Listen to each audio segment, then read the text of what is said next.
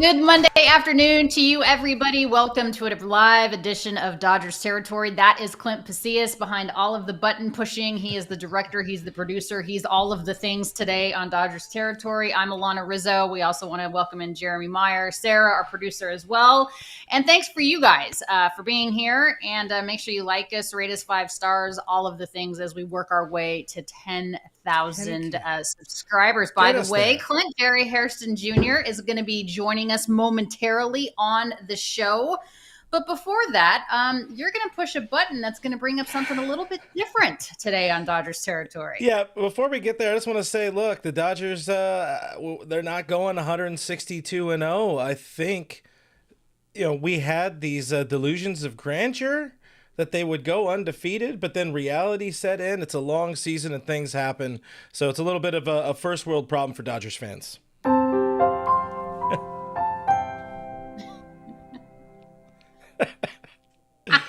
Shout out to Derek. Our boy, yes, Derek Lewandowski for creating that new front end. Basically, what Clint and I are trying to say is, while we said 162-0, I even went as far as to say 173-0 because we were just going to run the table in the postseason. It is not time to panic, guys. I understand that we want to win every single series. We wanted to go, wire to wire, but that's not the case. They've run into a bit of a buzzsaw here. The bottom of the order isn't producing. The pitching was okay.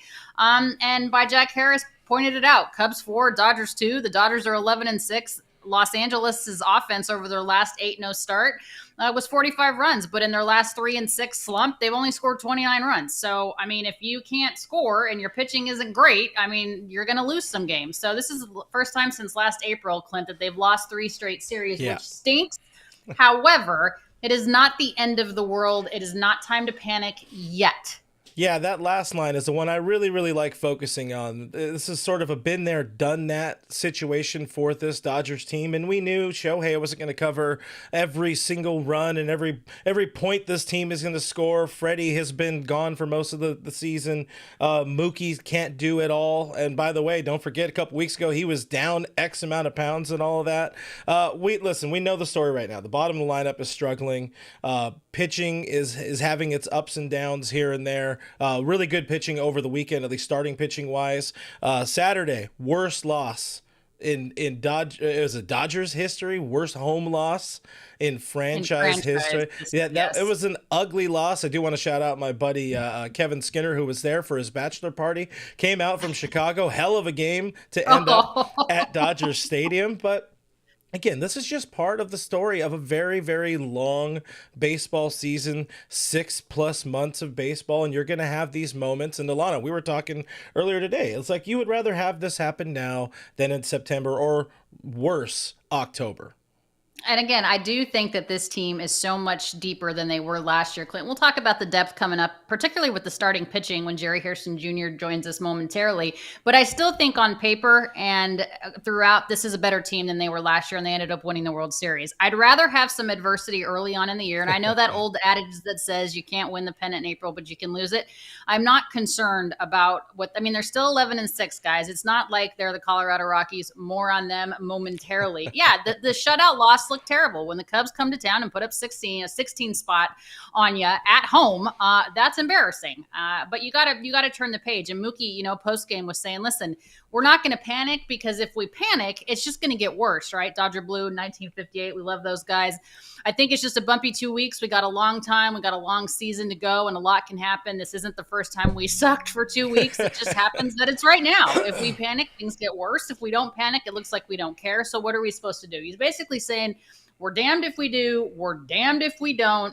Again, I'm not concerned. And I have to say, even though they lost to the Cubs pitching or starting pitching against the Cubs was better than it was the series prior to that. I guess that's kind of my silver lining coming out of the most recent loss. I mean, they didn't look great.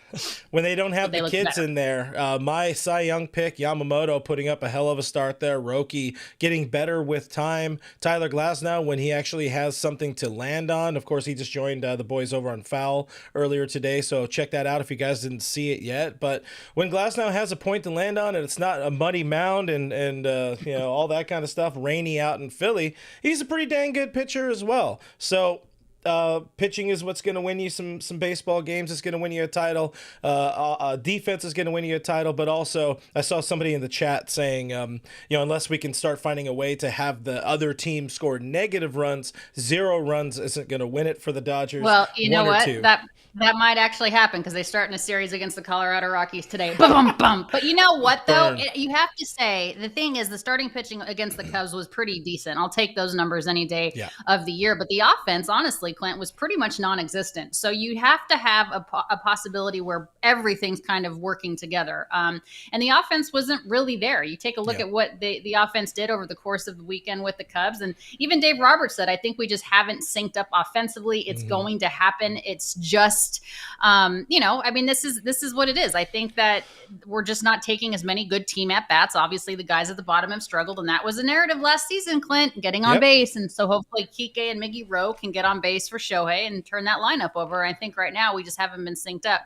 But I think it'll be short-lived, and I agree with Roberts on that. I think that, again, this is a lull. We expected this team to run the table, and that's not baseball. That's just not how it works. No. You're not going to go 162-0 despite our clamoring for it, but you also can't survive with your 5 through 9 hitters hitting a combined 176, 51 for 290 so far this season, not getting it done, and that's why you're not seeing a lot of run production at the top of the lineup. And 1 through 4 has done the majority of the damage, sometimes 5 if Tommy Edman's down in the lineup and Freddie's in the lineup, but things will normalize. Things will level out. Things will balance. Sometimes pitching is good and offense is crap. Sometimes offense is good. Pitching is crap. It will find a way, like Dave said, it'll find a way to sync up. You're going to do a lot better. And it's going to take pressure off of guys like Mookie, Shohei, Freddie coming back from the ankle injury. Tommy Edman, is this dude the real deal? Is this going to be the guy who's slugging, 500-600 or whatever and leading baseball in homers? It's probably not his game, but right now this team has been very, very reliant on Tommy Edman to get the job done, which he did in their 1 win in that Cubs series. But yeah, they need a little bit more help. I need to see something out of Max Muncy.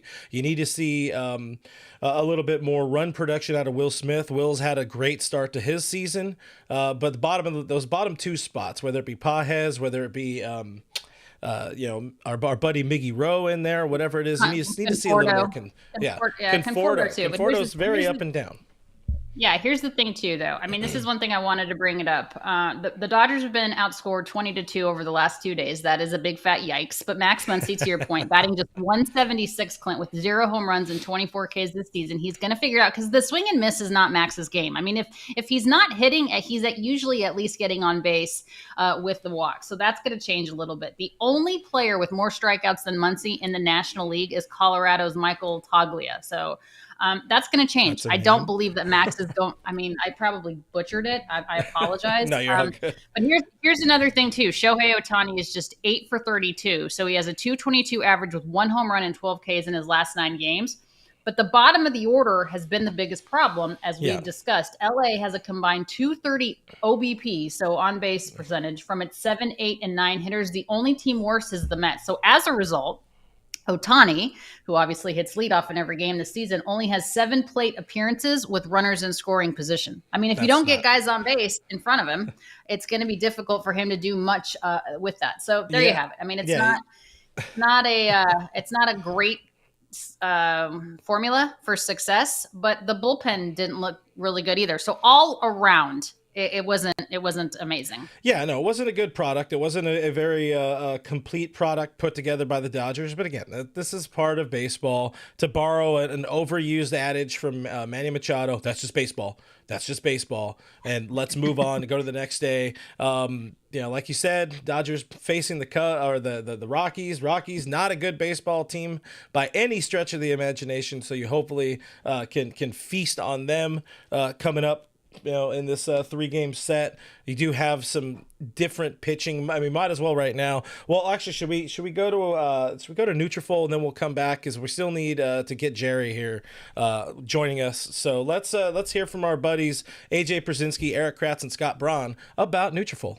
Your hair is so much more than what you see when you look in the mirror. With Nutrafol's science-backed whole body approach, nourish growth from within and achieve your best hair yet. Nutrafol is the #1 dermatologist-recommended hair growth supplement brand, trusted by over 1.5 million people. See thicker, stronger, faster-growing hair with less shedding in just 3 to 6 months with Nutrafol. Physician formulated with 100% drug-free ingredients, Nutrafol supports healthy hair growth from within by targeting key root causes of thinning like stress, hormones, and aging through whole body health. Start your hair growth journey with Nutrafol for a limited time. Nutrafol is offering our listeners $10 off your first month subscription and free shipping when you go to Nutrafol.com and enter the promo code FOUL. Find out why over 4,500 healthcare professionals and stylists recommend Nutrafol for healthier hair. Nutrafol.com, spelled Nutrafol.com, promo code FOUL. That's Nutrafol.com, promo code FOUL.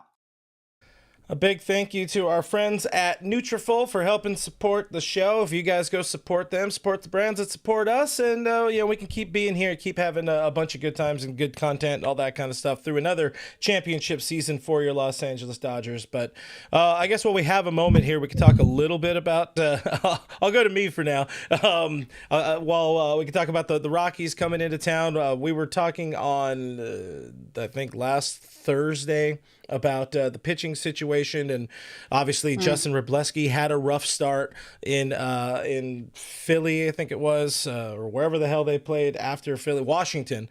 Robo had a tough start. The other guy, Landon Knack, Knack is going to get a rough start, or is going to get another start, but had a rough start there in Washington. But we were kind of pontificating a little bit. Maybe Tony Gonsolin could be coming back for the series. Most likely not going that route. It looks like it could be. He's going out on another rehab assignment, right? I mean, Tony Gonsolin's going to go out on another rehab assignment. So perhaps it's going to be Bobby Miller. And this is something I wanted to talk to Jerry about when he comes on the show. We're resending him the link right now so he can come on. We can talk to him right now if you want. Let's do it right now. Yeah, let's bring him in.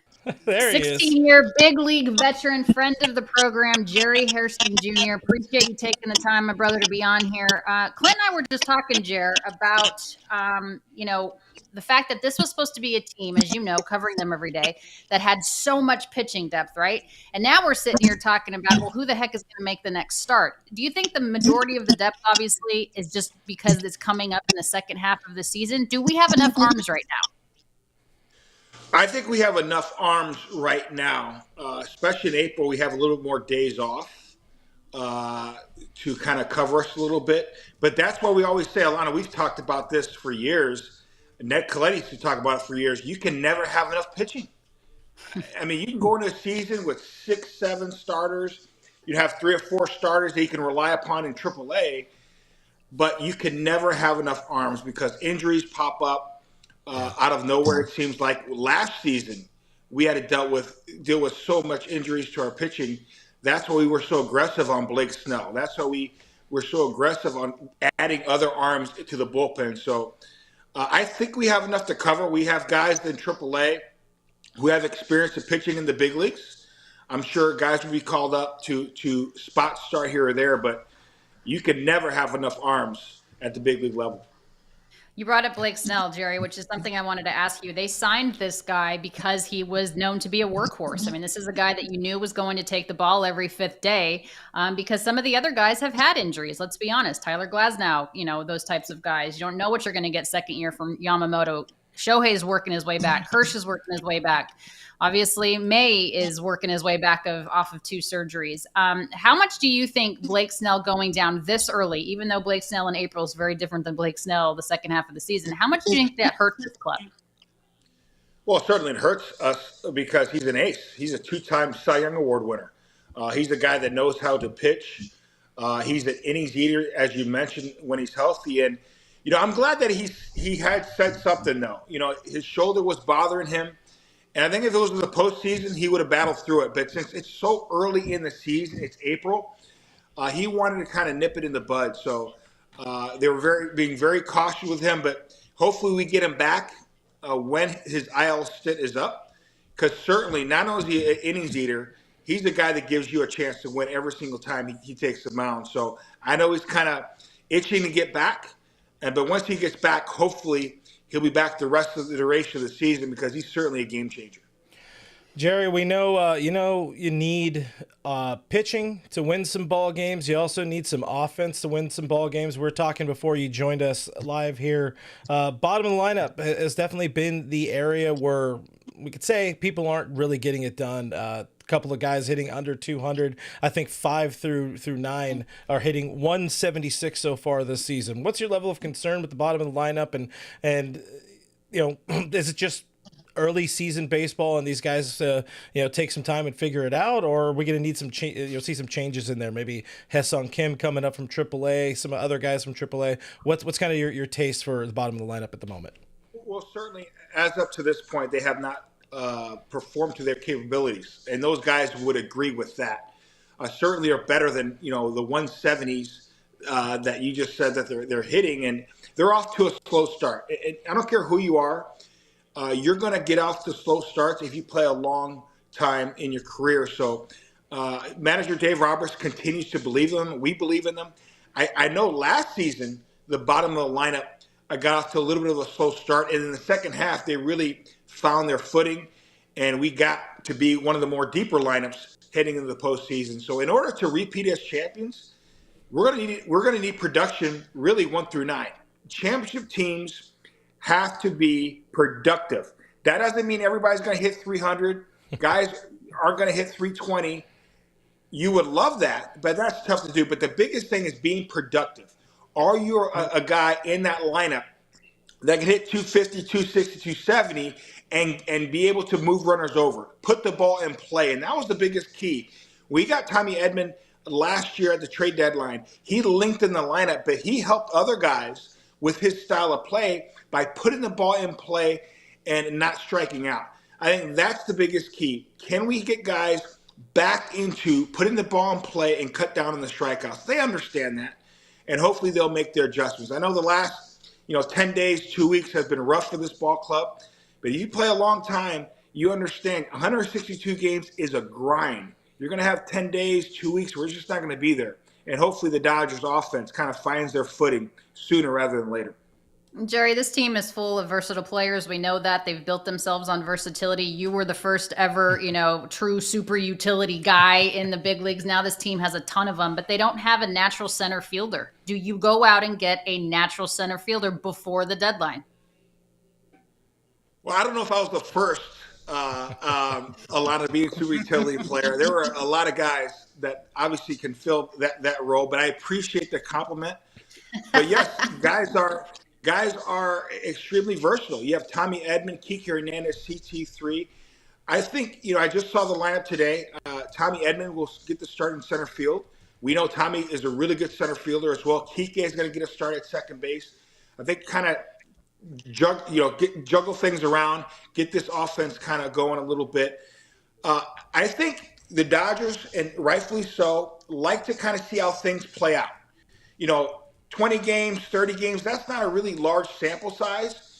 Pasillas is off to a slow start with the bat.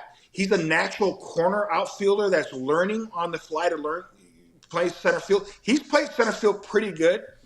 But we definitely need to get his bat going. Around 125 to 150 at bats or so, that's when you really start to judge a player. I think that's what they're going to do with Pasillas, and hopefully he comes around swinging the bat. Because when he is swinging the bat, he could be a guy, could be a difference maker in a lineup. So right now, they're going to mix and match, see who sticks in center field. But if at the trade deadline, there's a guy out there that can help us and make us better, they definitely will explore that option. But right now, I think they're going to stand pat. Yeah, we did hear a little bit about maybe some Luis Robert Jr. rumors popping back up again. Do you think this is something where obviously this front office is always working. They're always looking ahead, trying to find ways to optimize this roster. Do you think there could be a trade sooner in the season, or is it more likely that they're going to see what they have internal before they kind of get out of organization? I think what you always want to do is see what you have internal, see what you got. But if there's a guy who can better your ball club, like I just said that, we would like to wait toward the trade deadline, see, who becomes available. But if there's somebody who could help us now and a team is willing to trade and is aggressive in that trade request, then the Dodgers will entertain it. Dodgers are always looking to better their ball club. And I think that's the biggest thing that I've always appreciated as a player, when there are teams that are aggressive, that are trying to better their team.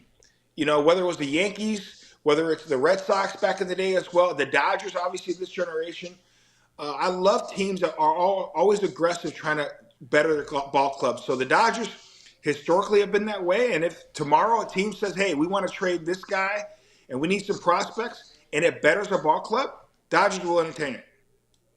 No doubt about it. Andrew Friedman in that front office goes after everybody they can to make that team better. Let me ask you your opinion on when a team that you're on, Jerry, is getting absolutely just beaten to a pulp, like the Dodgers were 16-0 against the Chicago Cubs, and you have a position player pitching, and Miguel Rojas is just having a little bit of fun out there, kind of mimicking his teammates in terms of their stances, their deliveries. Some fans took offense to that perhaps he was, he's not taking it seriously. He doesn't, he shouldn't be joking around. They're getting killed. I don't look at it that way. I look at it differently. I mean, it's a long flipping season. You know better than anybody, having played 16 years in the show. What is your takeaway from Miguel on the hill doing these types of things, mimicking his teammates? Well, it's a thing where you have to appreciate the big leagues as far as getting your butt kicked. That night, we lost by 2 touchdowns with 16-0. We literally got our butts kicked. I mean, let's call a spade a spade. At that point, obviously, when you have a position player pitching, you basically have conceded. We just got our butts kicked. Okay, so you have a little fun. It's a long season. You understand that as a player, and you try to bring some light to what just happened to you that on that particular light, and try to turn the page.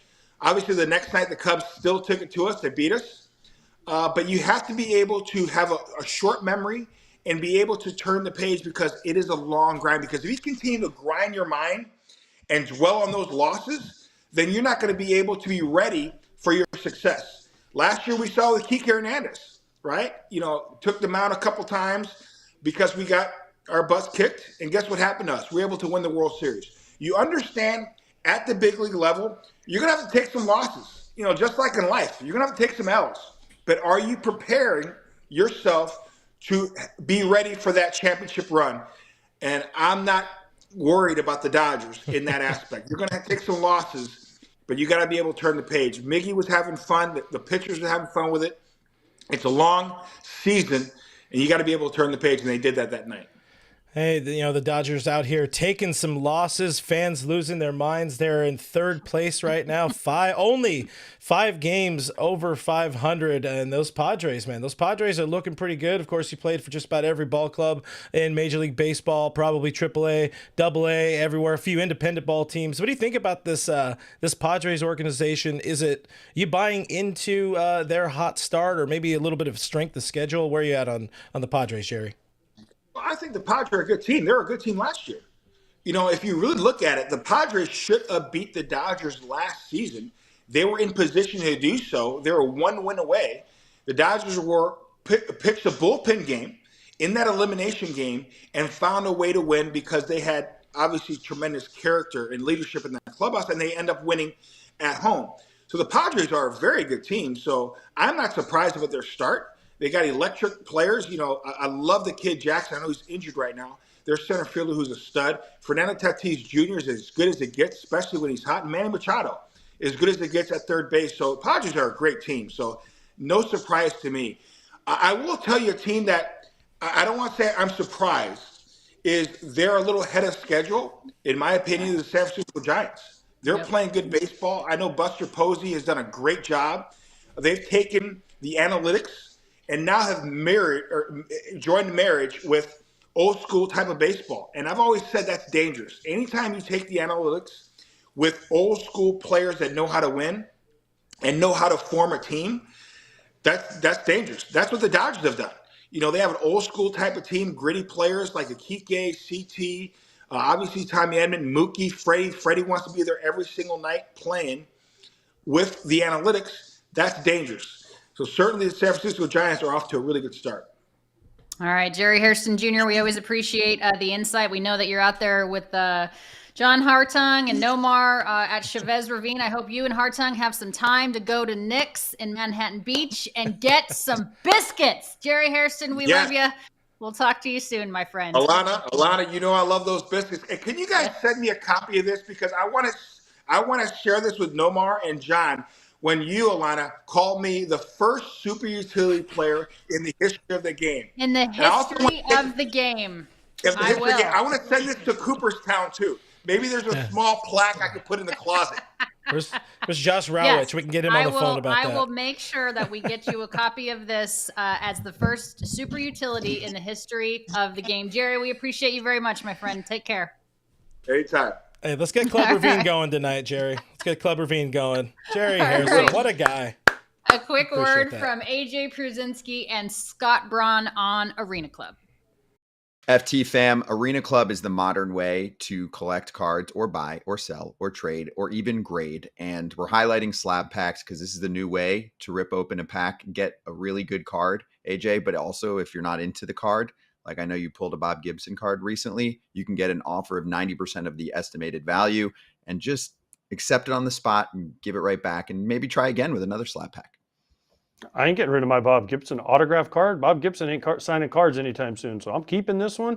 It gets graded for you. There's no mess. The only thing I wish they had bubble gum. Can they virtually send me some bubble gum, Scott? Other than that, it's awesome. You can buy, sell cards. They grade them instantly for you. And physically, you can also get the cards if you want them. So I'm all for this. This is one of the coolest things I've ever seen. Yeah, those cards are in your showroom in the app. And then, of course, you can get the card physically sent to you. So right now, you can get 20% off your first slab pack or card purchase by going to arenaclub.com/FOUL. That's arenaclub.com/FOUL. Code FOUL for 20% off your first purchase.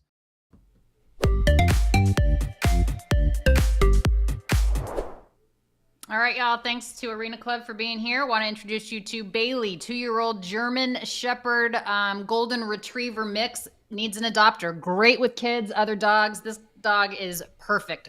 Super healthy, fully vaccinated, neutered, potty trained, leash trained, all the things. If you're interested in learning more about Bailey, he is currently being fostered in Santa Clarita, California. Shoot me a message if you're interested in learning more about this good boy. He's the sweet, sweet, sweet boy. Came from divorce shelter. They were going to kill him because he had a runny nose. And that's what the shelter system in Los Angeles and Los Angeles County does. But he's super healthy. All right. So we don't have time for Not My Problem. But basically what's coming. We do? We do. All right, we got time. We got time. We're going to talk. We said we were going to talk about those Rockies. And guys, we also have fresh graphics. So we're going to play them. Some teams are bad. Some teams are good. The Rockies are good. And that's not, or sorry, the Rockies are bad. And that's not my problem.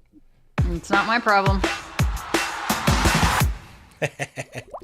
I mean, talk about not my problem. The Colorado Rockies not scoring a run over the series with the San Diego Padres on the road is not my problem. Could always be worse, Dodgers fans.